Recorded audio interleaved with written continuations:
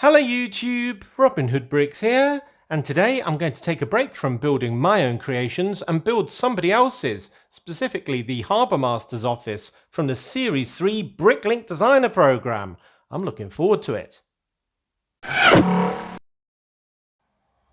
Yes, so the last time I built something like this, it was the Series 2 set, Brick Cross Station, which was a fantastically fun build. And the time before that, it was the old train engine shed from Series 1, which I also really enjoyed.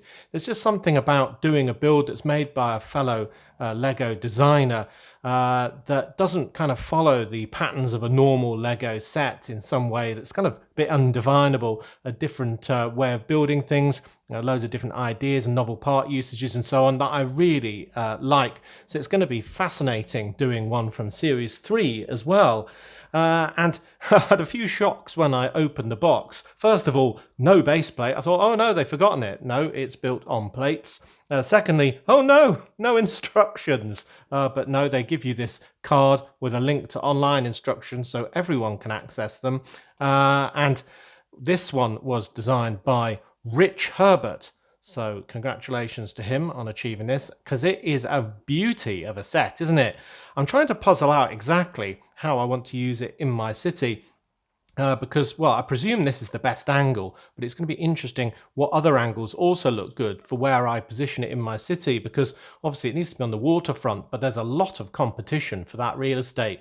We've got the motorised lighthouse, we've got the prison island, all the normal sort of dockyard sort of connections with the railway that will be, all sorts of other stuff. And I was even thinking of getting the botanical gardens right near there, just because it'd be so visible as a beautiful set. So yeah, lots of competition. So I don't know if the main access area is here, on the kind of city level, as you think about it in Brick Nottingham, towering above the water level a little bit lower, or if there's another access point sort of round the back somewhere else, and if this is for access from boats, I don't know. But anyway, I think when we've got it built, we'll be able to, try it in all different sorts of orientations for the city, though heaven knows I'm not quite ready for it yet, but it'll be good to have it as a main ingredient.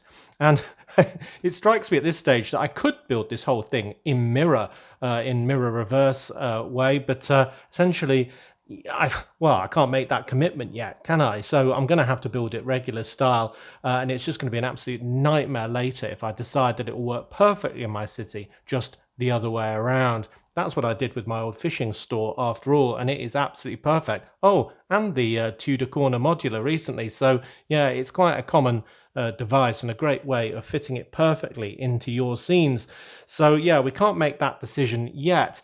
And then there was one final panic actually, when I was trying to find the stickers, because they were loose in the bag, and thankfully they are not mauled, given that they were in between all the bags, just kind of loose down the bottom. So yeah, lots of lovely stickers on this, mainly for all these boards on the outside, and that's why for me at least it's very important to get these sets while they're available, because the stickers at the very least won't be available if you just parted it together yourself later on. And final bit of chat before we get on with the build. I had a nightmare getting this set actually, because you order it sort of 6 months in advance of production, way back in October I think it was, and then Lego decided to try and deliver it at my house the first day I was on holiday for a week. And you just think, oh, what is the chances of that awful timing? Not only that, but they only tried once, and they waited for a week, yes, 1 week, before sending it back to Lego. What? It was an absolute nightmare. So there's nothing I could do while I was away.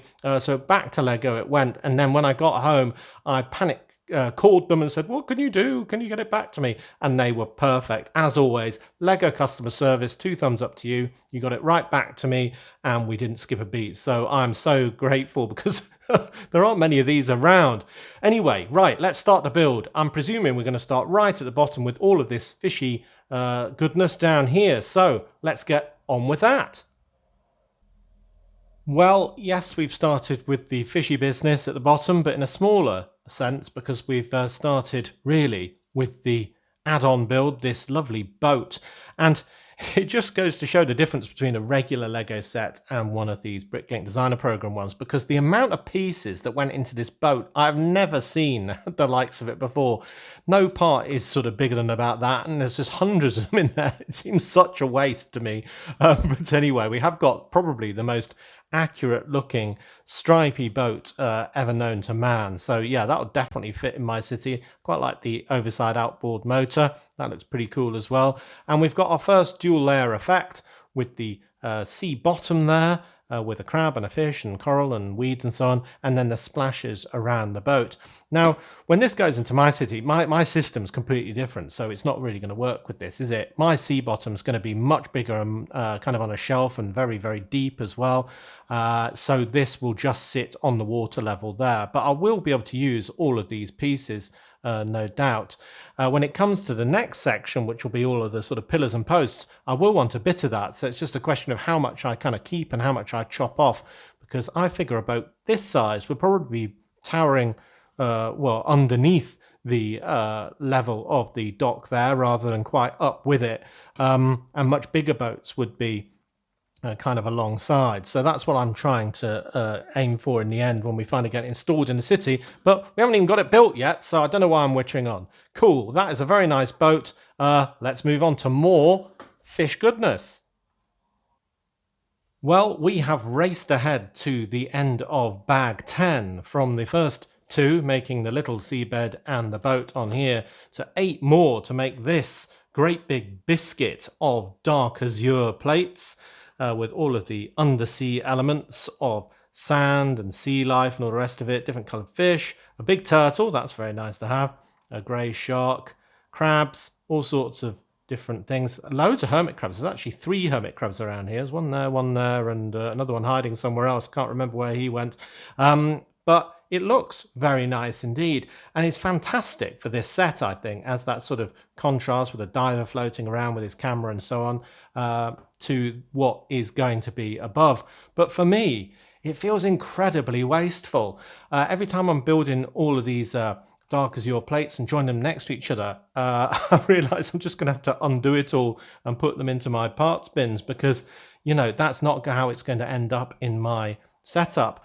I'm going to be able to use the crabs, hermit crabs and fish and so on in my great big undersea level, which is very deep indeed and very big, the whole length of the front of my Lego room, as well as my cabinet as well. So they won't go to waste, but I'm going to be having that much lower down with a solid sort of sand bottom, so to speak. And then I'm going to use blue plates with tile levels as my sort of surface level. So yeah, a lot of this isn't going to get reused, and a lot that is here I'm going to have to transfer onto all of those blue plates and tiles when I find its ultimate position.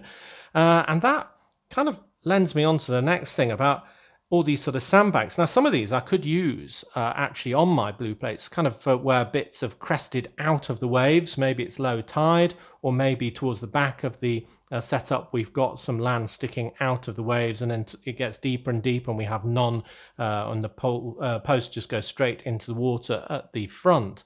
But I'm not sure I really get it in this context, because what's that? If we're underwater here and this is sand and that is sand, then, well, why are they islands? Why have we got blue in between them? It doesn't make much sense to me. I would have thought the whole thing should be sand rather than blue. I mean, maybe blue is a sort of trim to give it a bit of colour. It doesn't make much sense. The blue should be up here and this should be solid sand. Otherwise, what? It just drops off a cliff, you know, and all of this, it's kind of into the abyss. I don't really understand it. So, yeah, we've got some plants just sort of growing in what looks like mid-air, or, well, mid-water anyway. So, yeah, I'm not sure it quite makes sense. It's definitely very pretty, and, yeah, just feels wasteful because virtually every single part of it is going to be pulled up, especially like the fuel tank here that's built into one of the sandbanks that's going to be going up here and presumably linking up with the petrol pump that's on the top of the dock. So that's really good. So maybe I'll have that incorporated into one of my sandbanks as well. So yeah, it's going to take some thought how I'm going to incorporate it. And well, I have to get it built in the original setup first anyway. So that's fine. But yeah, it makes me think I really should get on with doing some of my undersea stuff. It's just so kind of, I don't know, samey. Oh, look, there's the third little hermit crab. So yeah, lots of good ingredients for me, but yeah, I'm not a huge fan in a way, apart from it being really bright as kind of a base for a display piece on its own. But yeah, that is a lot of azure pieces. Well, two more bags and we've got the base level of the dock itself. I'm glad that we're not building it directly onto those posts because it would be a bit of a nightmare, I think, while it was weak. But better just check that it fits. So I guess it's going to go on like that. Yeah, that seems to fit all the corners. Very nice. Yeah, liking that. It's very flat and featureless at the moment. We've got a few more bags of really not very enjoyable building to go. And it seems we're going to be tiling with bag 13, with bag 14, with bag 15 largely. I think we're going into the fencing there, and yeah, bag 16. Oh my lord, I can't say I'm really enjoying this build so far, just because all of the very tiny and small and repetitive bricks. But when we get onto the building proper, I'm sure I'll fall in love with it. I mean, it is very pretty. It's just not the most fun to put together so far. Wow, it is all starting to come together now, isn't it? With the big base level attached to all of those pillars on the undersea section to give this rather amazing looking platform. And it does look amazing, but it is a bit of a bind to build. Basically, all the flat sections are just loads of different combinations of tiles, of course. And then we've got this 5-part post made a million trillion times, and then other tiles done in different combinations all around the outside. So yeah, it does look good, but again, it's still not the most interesting build to do.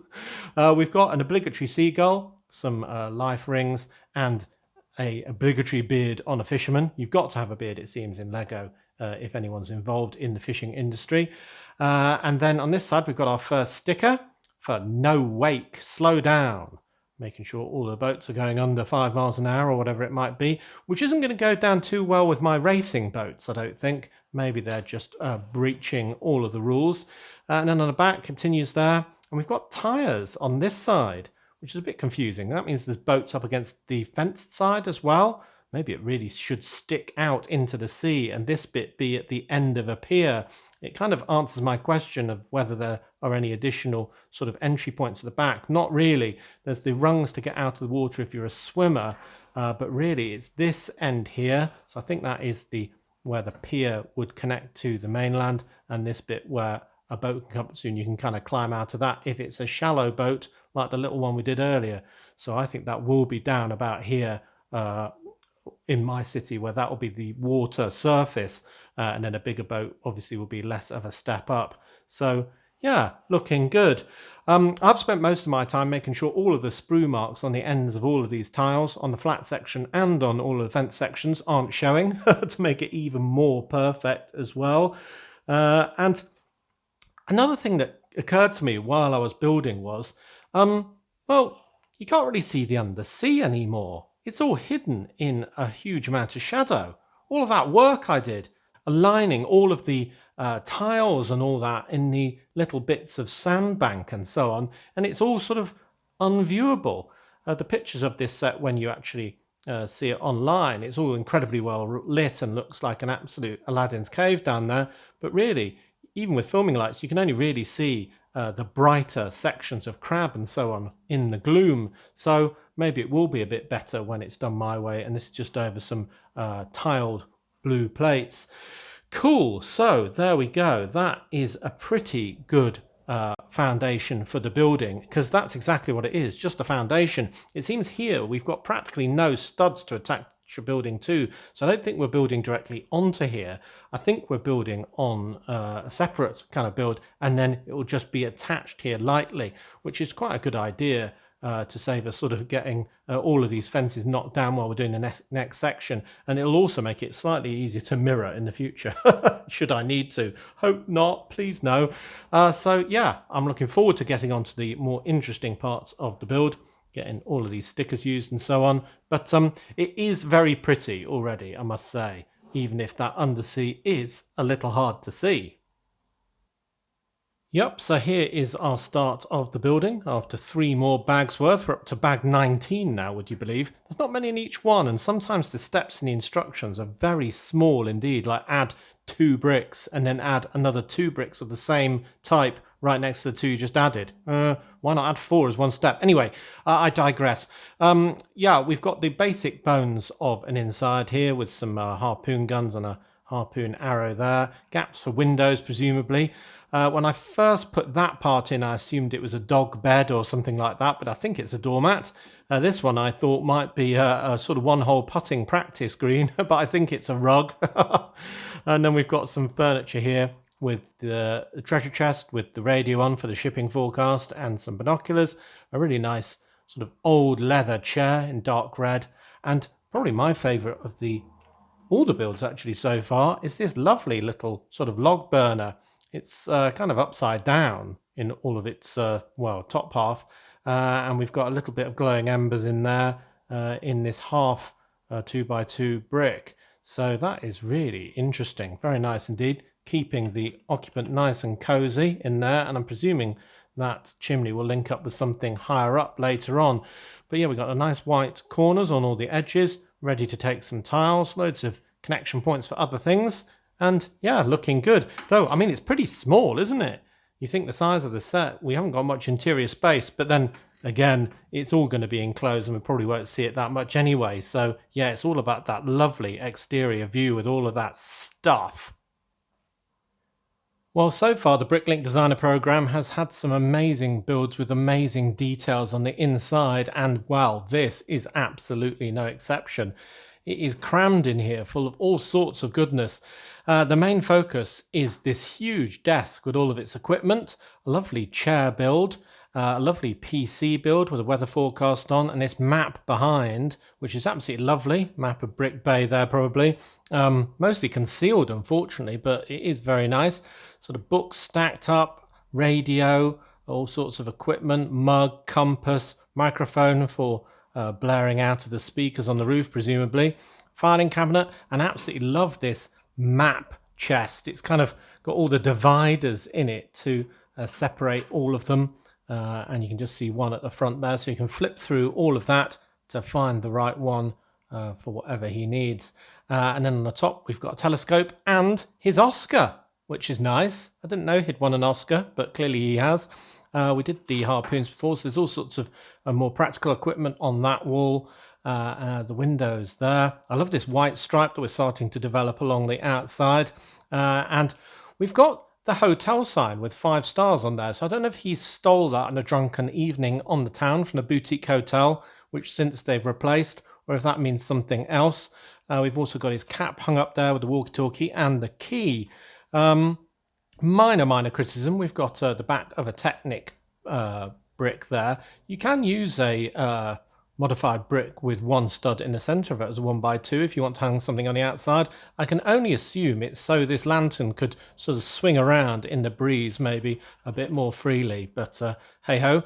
And then we've got a picture of a fish on the outside wall. So yeah, brilliant. I mean, I absolutely love this. I really enjoyed doing all of the furniture. It really comes together well to make a very crowded scene, and that's just how I like it. So it'll be quite reachable actually to lift off the roof and have a peer inside when it's in position on my waterfront. So yeah, that is absolutely great. And for some reason, I'm really loving this dark grey colour as well. I mean, technically it's going to be a very similar colour to all of my rock faces and stuff, so I have to be careful that they aren't too nearby and it just blends into nothingness. But I don't know, it's just a very pleasing colour of paint, I think. So anyway, there's the cross beam for that. So we're all ready to start building, well, finishing this side presumably, and then building the second floor. Yes, so there are a few details to add before we get up to the second floor. We've got a ship's wheel on the outside to play with, a paddle, another life preserver, a lovely Octan scuba sign. We've got a few more of those to come from the stick sheet, a couple of rods stored sideways, and then our first roof section with this lovely 3D sign for the Harbourmaster with the sailboat. Very pretty indeed. A chunk kind of taken out of that roof, presumably because we'll have to tessellate it with future roof pieces or something like that. Speaking of which, the next bag was, yay, more tiling. An absolute load of 1x3 tiles in black to make the first roof section. And we've got a little chimney pot here to align with our stove. So that means that must go on these hinged bricks over here. And bend down into position there. Yes, that looks pretty good, doesn't it? I think that's what this set excels at, is using a few different angles. It's something I don't usually do in my builds, go for these sort of complicated geometries. But when it works, it looks absolutely amazing. So maybe I should. But yeah, that really encloses it and makes it look very special indeed. I also like it when people do sort of buildings that aren't on the sort of 90 degrees and they sort of have some diagonals on. But again, it's quite tricky to get right. And without leaving big gaps. Yeah, we've got a tiny bit of colour leakage in a gap here, but that's unavoidable and not the result of some wacky angle. So cool. Right, now it really does look like we are going upstairs next. Okay, the start of the next floor up, and clearly he lives here because there's a bed. Quite a small one, I'd say. I don't know if he's going to fit in that without sort of his feet sticking out over this banister here. Nice little nightstand with a lamp on and so on. And we've got a really interesting build developing here. I presume it's for a round window, though I don't know yet, but we've already got in the upside down arch piece clipped onto the bed frame over here. And presumably we'll have the opposite over there with a round bit of glass in the middle or something. But yeah, I look forward to seeing how that pans out. We've also got a ship in a bottle on the shelf there. And it's a little odd because you can get a bottle with a ship in it or printed on it, at least in previous sets. It was on a lot of the Pirates of the Caribbean ones. I've got one, but I could put it in here, but then we'll probably never see it again, which is why they might not have bothered here. I guess it wasn't in print either, but yeah, a nice bay window with a plant in some water. Though if that's going to be over some stairs, it makes you wonder how anyone ever reaches that windowsill, but maybe that conundrum is to be solved in a minute. We've got lots of connection points on the outside for more stuff and signs, so yeah, I'll keep pushing on with this floor as well. Well, not only more details, but more innovation. Wow, you should see this stairs that takes you up to the next level. We've got normal sort of modified plates clipping to different rungs of the ladder with tiles on, but then they're all held together with a combination of brackets in this 1x8 tile to like create a banister. I mean, that looks absolutely great. And then obviously it folds up when not in use because, wow, it comes down in this space onto the carpet. So not really much room to spare.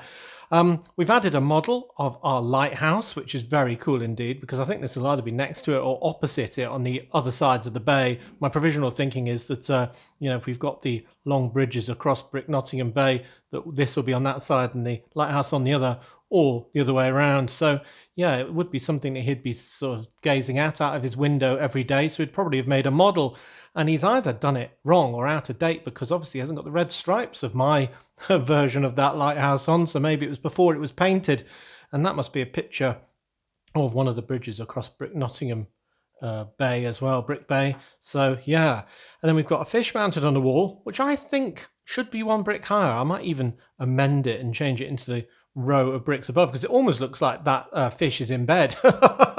It doesn't look very appetizing where it is there. Looks a bit smelly, but yeah, I don't know how you reach that still, but it doesn't really matter. Got a nice window here, and on the outside, yep, there's that round window. I'm not sure it adds a huge amount, but it's quite a cool building technique. I think we saw it on one of the old modulars, though I can't remember which one right now. Small vessels only, that's a nice sign. Scuba equipment, yeah. I mean, hopefully, because this will be right out in Brick Bay, we'll be able to see this in the Lego room from practically every side. So if you can't see this from the main viewing angle of the room, then maybe you can from the first standing hole or something like that. So that's good. There's that bay with the roof on now. More Octan scuba and another no wake slow down. An old kind of seaweed covered anchor and engine off. And then that all fits in. There. Brilliant. And that's why we had that cutaway in the top of that bit of roof because of the bay window. So yeah, that looks really nice.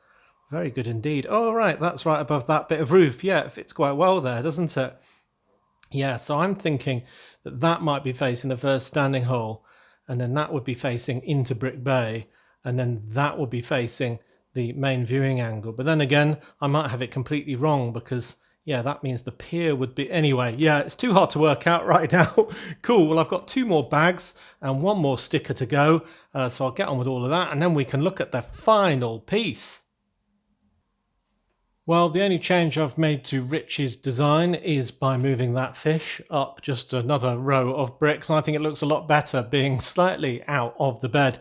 And when we get the roof involved for the top level, which is fairly basic but very attractive, I must say, then it doesn't get in the way. You can still push it on absolutely fine. So yeah, I think that amendment works. Just a small one, sorry Rich. Now we've got some really attractive sort of loud hailers for shouting at boats that are going too fast and creating waves. And we've got another obligatory seagull, some nice flags to go in the prevailing direction of the wind of my city.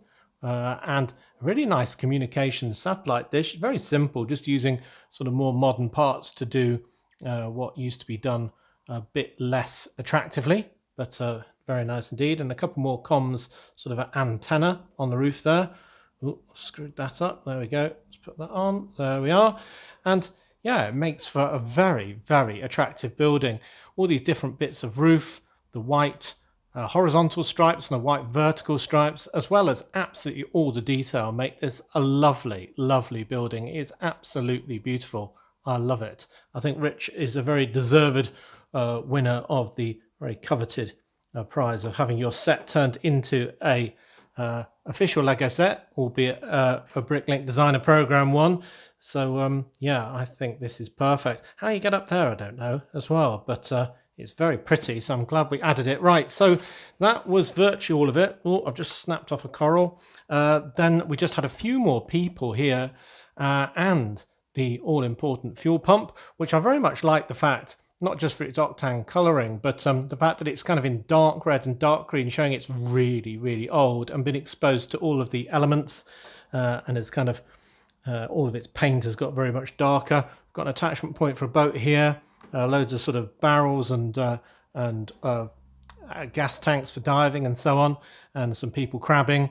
So I think that makes the scene absolutely complete. So now, for the first time ever, just try and locate this in position, hoping it just goes down here. Is my I've knocked my fisherman off deliberately. Try and get this in. There we go. I think I just have to push it down. There we are. Let's see if we can reinstate the fisherman now. And yeah, I think. Yes, good. And there we have it. Wow. It is probably a bit too big to show you very well here, but you've seen the pictures, but oh, it's absolutely great. I just love the fact that we've got like this little window above the porch, above that window, and all the rest of the detail, and the sign hanging off. It just looks so organic, almost like it sort of grew into this position over the years. But yeah, I'm still not sure about these tires on the back. I might move them onto the front. But I love that small vessels only sign and that communications dish. Absolutely packed and stacked. Just how we like it on this channel. And I think it's a lesson for me. I always learn something doing these Bricklink Designer Program sets. And the one I've learned here is to not scrimp on the detail.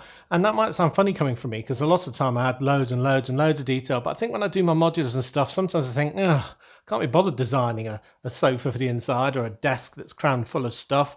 I think, I'll just focus on the outside details and the street scenes and so on. But this just shows that having all these angles and all of the details makes that effort well rewarded. So I absolutely love this. I think it's great. I think my only criticism, no, I've knocked that coral off again, is that coral. And another criticism is, if I can dare lift this up, is that, wow, look how dark it is under there. And in real life, yeah, it's not much better, to be honest. I can't see that shark barely at all. So that is probably its weakest suit.